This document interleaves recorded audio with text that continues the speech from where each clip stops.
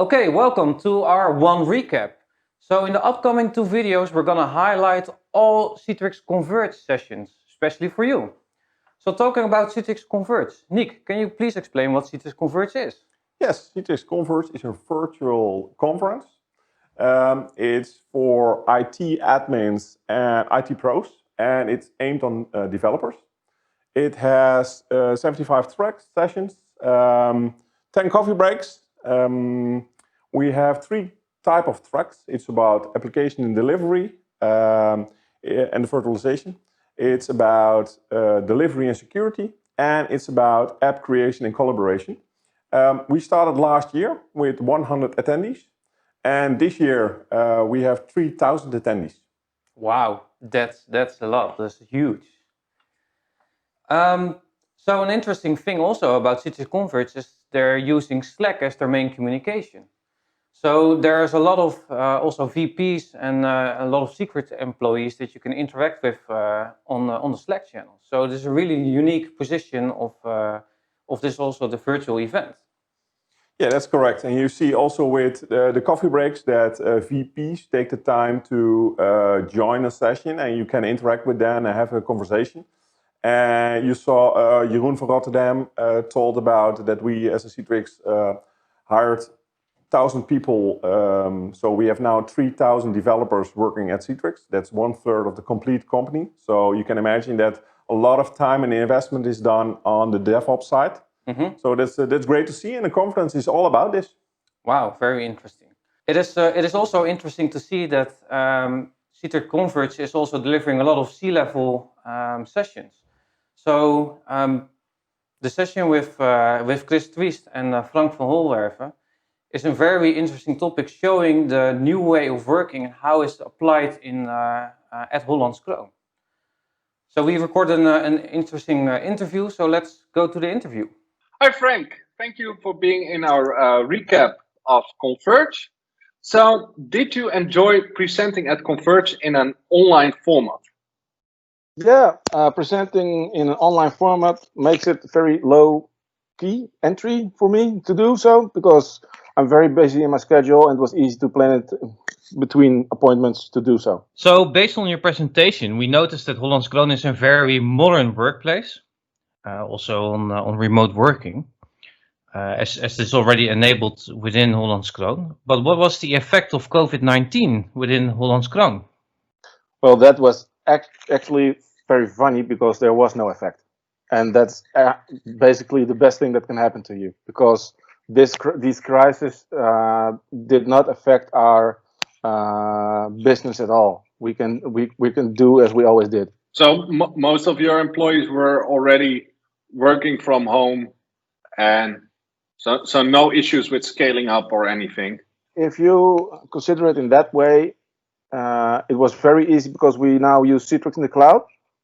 And with that, if it was becoming busy in office hours, it was scaling up, and nobody was having interference with performance issues or whatsoever. So it's really great. As IT, you're not all aware of all processes within the organization, but using micro apps smooths them then at least out. Do you have anything in place within the organization where employees can pitch their ideas for new micro apps?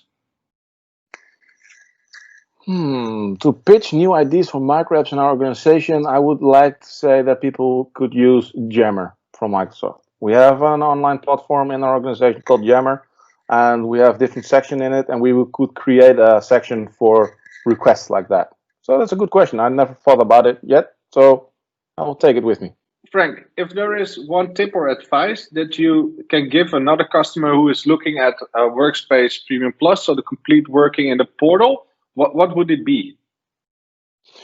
One advice that I would like to give is think good of how you are going to bring the data from your end users to the end users. So are you going to use ShareFile, or are you going to use OneDrive with FSLogix, without, or just legacy data? That's one thing that you really need to reconsider, because you are going for a new workspace, a new experience, and that brings data questions with it. Write down a good solid plan for how you are going to give your end users their data. So we noticed that Hollands Kroon is very innovative in the way of working, but there's a lot of organizations that aren't there yet. Are there organizations that are contacting you in a way of working to tackle their specific business needs? So using Hollands Kroon as a primary example. Hollands Kroon is being used as examples for how we organize our workspace, and but it's mostly the other way around, because when Citrix talks about Hollands Kroon or when Microsoft talks about Hollands Kroon, we use both products of both companies. They tell our story, and when they tell our story, they ask us, "Can you show us how you did it and what does it bring?" And then we're glad we would like to tell the story. That is also a fun thing to do, because you can take them on a journey on how it is for them now and what it can bring them to in the future. It seems that the organization has now become more productive using those micro apps. Did you measure how much the productivity or employee experience has increased? Did we experience an increase of the use of micro apps? Well, a very good example of that is going to be our ticketing system for help desk ticketing. So, like incident and change requests. So, for example, our users used to go to our ticketing system called Topdesk, and they had to go to the website, log in, single sign-on nowadays, but they have to go to the website and then select what kind of type of incident they want to record, and then it's going to send to the help desk, and they contact you for, hey, I have a problem. So, and one other thing is that the help desk was really often contacted by phone, because and going to the website, entering those questions was too big of a hassle. It's not a big hassle, but it takes time, and most of our colleagues don't have time because they're busy with doing their jobs. So they call the help desk, and the help desk engineer has to stay on the phone and register the call, and that takes time of their capabilities to resolve issues. By using the micro apps, our users just can go by 4 or 5 clicks, register a ticket, and, for example, accessing granting access to an application. The only thing a help desk employee has to do now is, okay, we grant the access because I know this person is working in that team, needs that application, and we want to grant it. So it really saves us a lot of time. Welcome, Chris.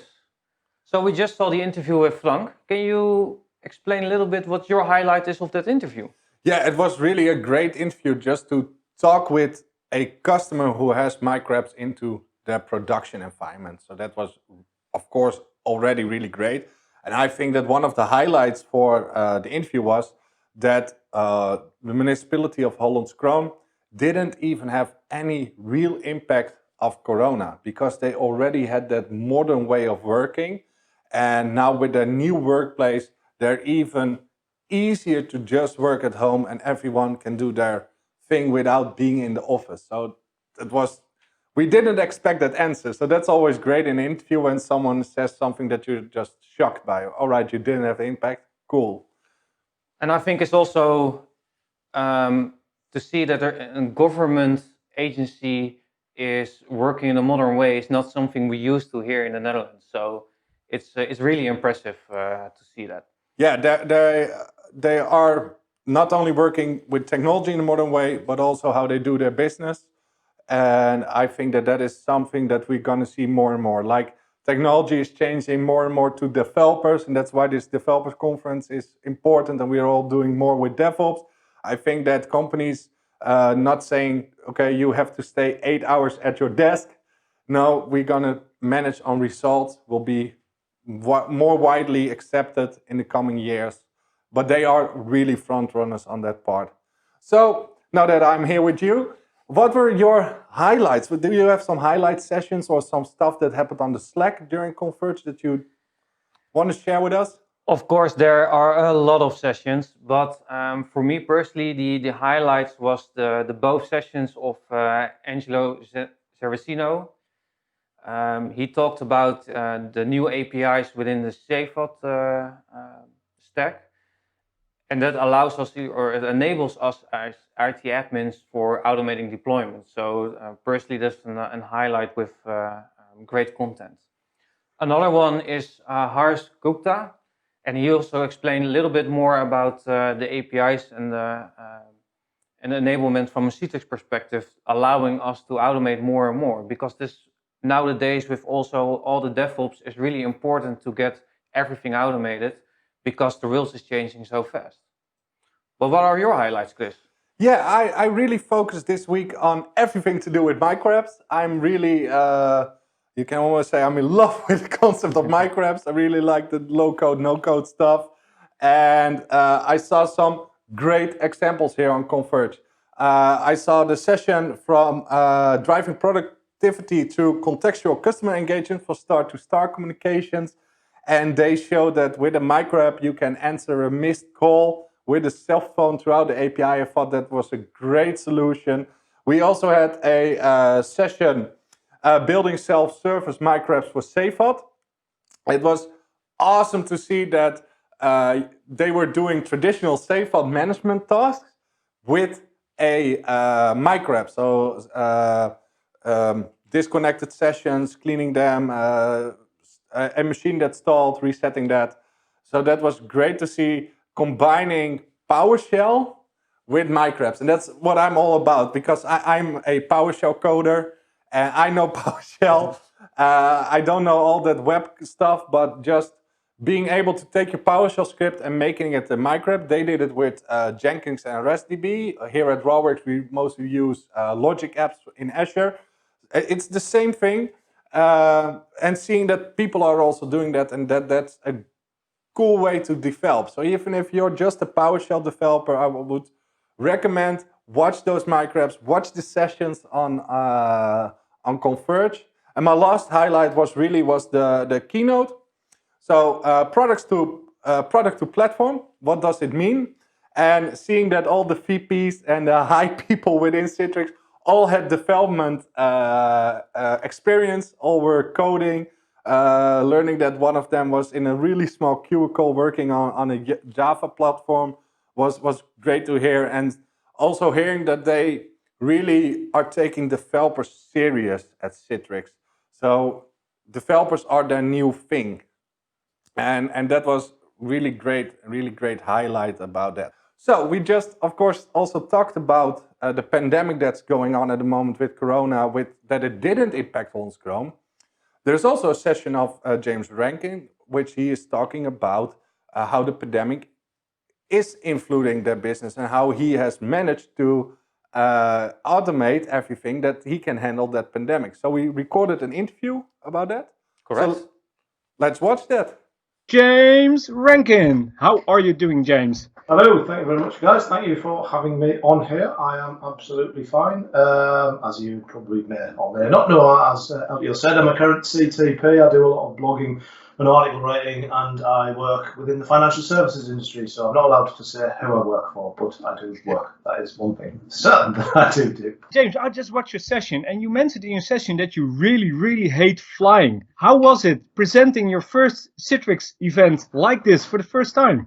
Well, it's good to be able to present at like a Converge or a Synergy, because as I said, it's something I've never done because I'm so ridiculously afraid of flying. However, I'm totally sort of almost burned out of virtual conferences now. I mean, when I go to a conference, it's the only time in a year where I can go and talk to fellow technical people and have a drink with them. You know, when I go around the pub with my own friends, none of them work in IT, so it's like talking a completely different language. So I really miss that side of things. So it's good from one perspective that I get to do events that normally I wouldn't be able to do because of my own fears, but as I say, I really do miss that face-to-face interaction with people, and hopefully it won't be too long before we can get back to that. So the company you were consulting for really got a head start because you were already working on Citrix Cloud environment in combination with AWS. How do you think that whole process, they hadn't had that head start with the start of the whole pandemic? I think they'd have had to adopt something very quickly. They literally had no choice. You know, the remote working solution that they had literally couldn't take the amount of users that they wanted to throw at it. And before I kind of like sort of stuck my hand up at the back and said we already have a working solution that might suit for you. People were looking at, I think one of the Indian sort of parts of this company started looking at Windows Virtual Desktop very quickly. There was some VMware Horizon stuff floating about.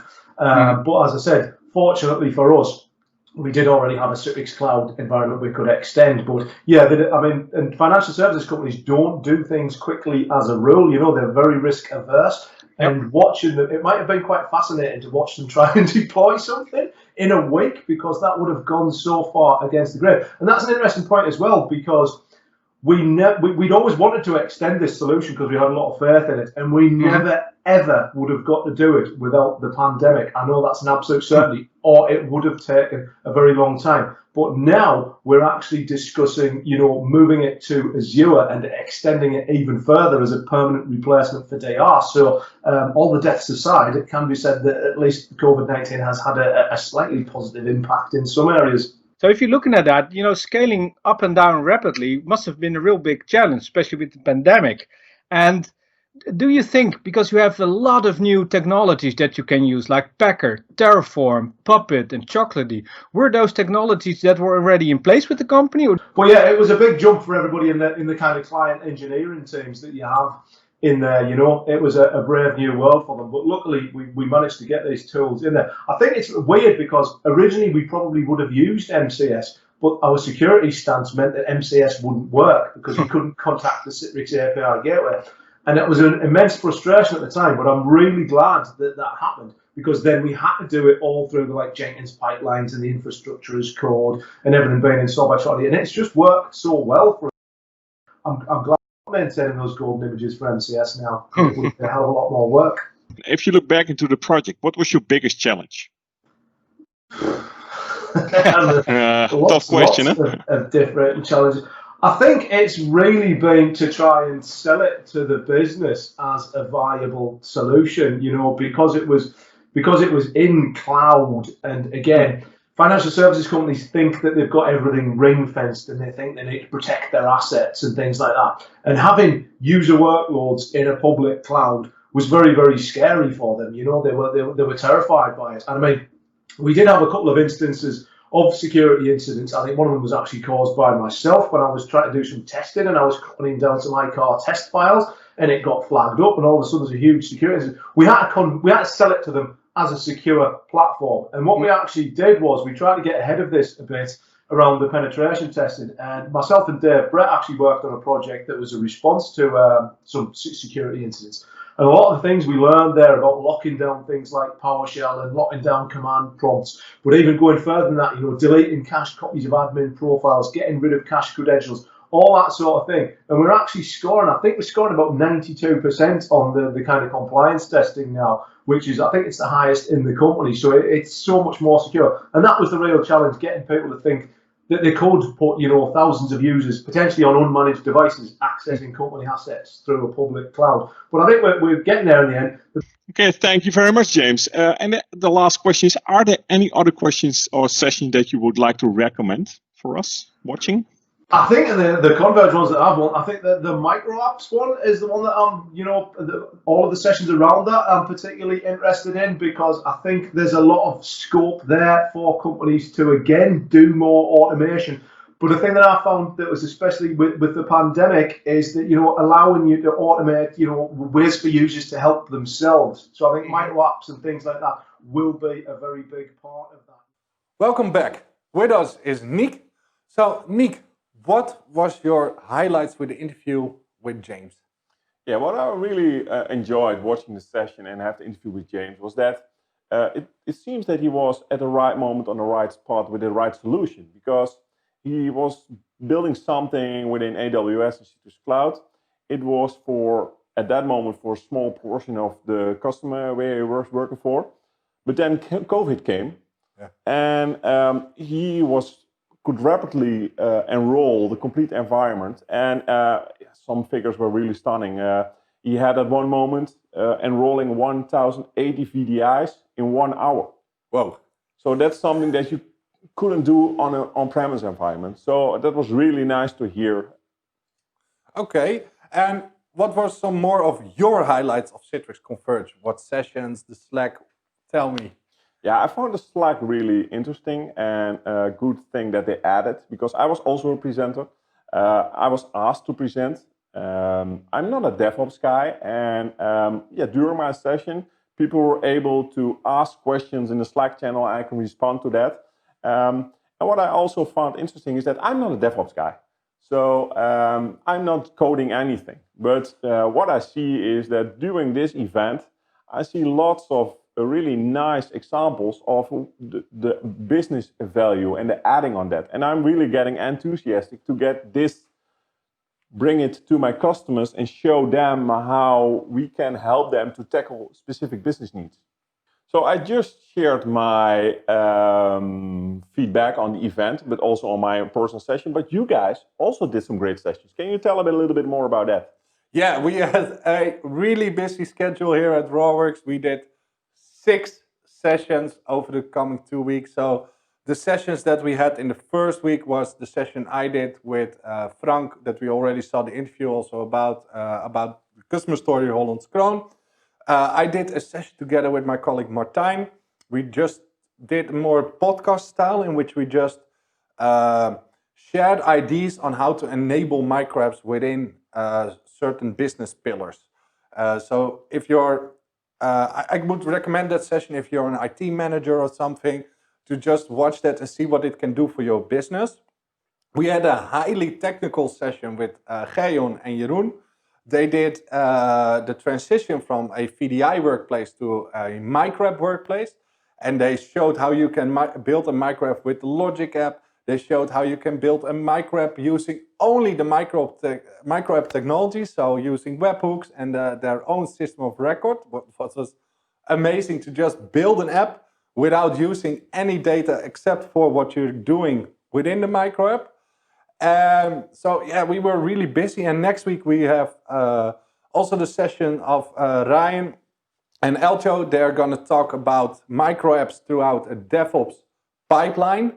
So that is amazing, building the micro apps that you then can import from a DevOps pipeline.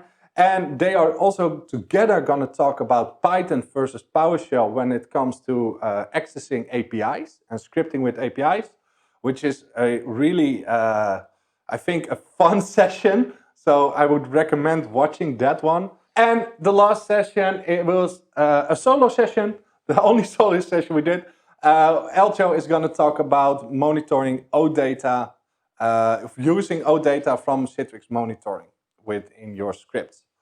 Next to all those sessions, we are also busy with the hackathon, and we did an interview with Martin talking about the hackathon. So let's watch that.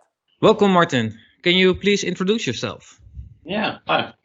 Well, I'm Martin. I'm a Citrix consultant, Citrix PTP from Denmark, working at Conecto. What are your thoughts about Citrix Converge and the content that is presented? And so far, I have had time to watch a few sessions. I watched some today from James Rankin, and the content has been excellent.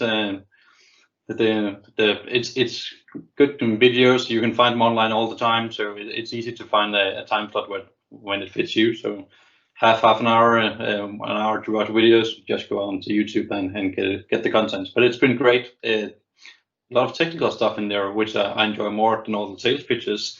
So it's been good so far. I'm curious, because the previous Converge there was a hackathon as well. Did you participate in the previous hackathon? Well, I didn't come. I wasn't in the last one, which was also online. But there was one at the first Converge in Santa Clara, where I was over there with one of my colleagues as well. Okay, so cool. We participated in that one as well, and we won one of the prizes there. Congratulations. My colleague was on the last one as well, and they won there as well.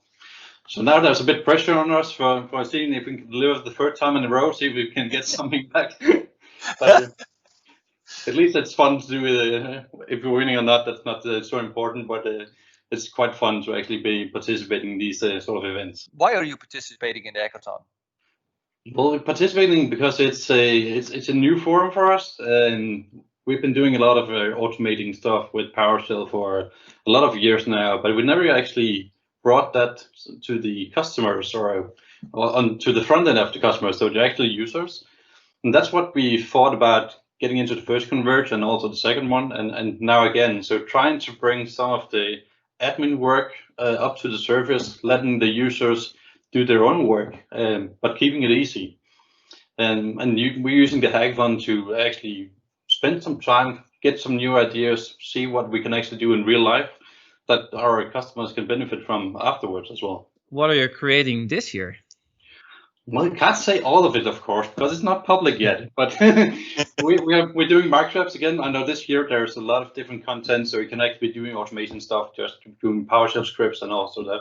But we are keeping in with the subject. We are still creating microapps. This year we're gonna spin a lot of some different subjects together. So we're using some on-premise Citrix virtual apps and desktop stuff. And we are integrating with some Azure automation runbooks and some Intune stuff as well. So now you know a bit about what we're doing, but not all of it. Oh crap! Hey, but and speaking of now, you're working in the hackathon. How are your experience with the Slack channels and how we communicate and how you can ask Citrix for support if needed or for feedback or information? Is that something you use? We haven't used it this much this time around, but the good part is that there are a lot of Citrix guys and engineers online on the Slack channel, and we've been using them as also when there's not a hackathon. So keeping in touch with the engineers and asking them questions, and they're always willing to help and provide good solutions, or going to reach into the backend if something needs to be changed, and then they're putting in change requests and so on. So it's a great event. There's a great backup from Citrix, both on the engineer side, but also on the executive side. So all the coffee chats and so on is also good. Mm. So it's a good channel to keep being a member of, even though Converge will come to an end sometime. You should always be a member of that channel because there's a lot of good guys in there. There's also Citrix guys, but also you guys are in there as well. And it is a community. So if someone needs help and then they need, or someone knows it as well already, then there's nothing wrong with sharing that knowledge. And we've been doing that, and a lot of other guys have been doing that as well. Yeah, and so talking about the Workspace portal and the micro apps, what's the functionality you think Citrix should add to the portal to make our work a little bit easier, or to make the customers adopt it faster? I think the front end is actually pretty good, so the customers will like it from the end user perspective. But for the back end stuff, they need to add more customizations for us. Something that we don't need to put our own system in the back end to manipulate data and so on. There's still work needs to be done there. We actually have one service to present data on, and if we want to customize that, that's pretty hard. And the data manipulation is also pretty hard. So often we need to provide some kind of a database in the backend where we keep track of all the changes. So that's like adding another system of record, if you may. But that's needed at the moment, and that's some of the changes I hope they're still working on getting implemented.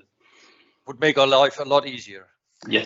That was a very interesting interview with Martin, and I think it's a great example. Doing a hands-on experience with micro apps is really getting familiar with the material and the best way to learn it. But talking a little bit more about the hackathon, can you explain what the value is from a Citrix perspective doing the hackathon? Yeah, what you see is that partners of us now looking in the DevOps page, and they know about the business value and the business problems that customers of us have.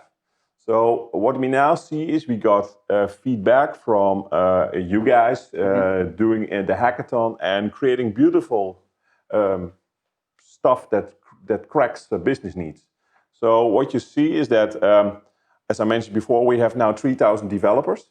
But with this, we get an ecosystem of 100 times as much, with all partners building their own. So times are now changing. So you don't have to wait until Citrix develops something, but you are able to create and tackle the problem for your customer in your own.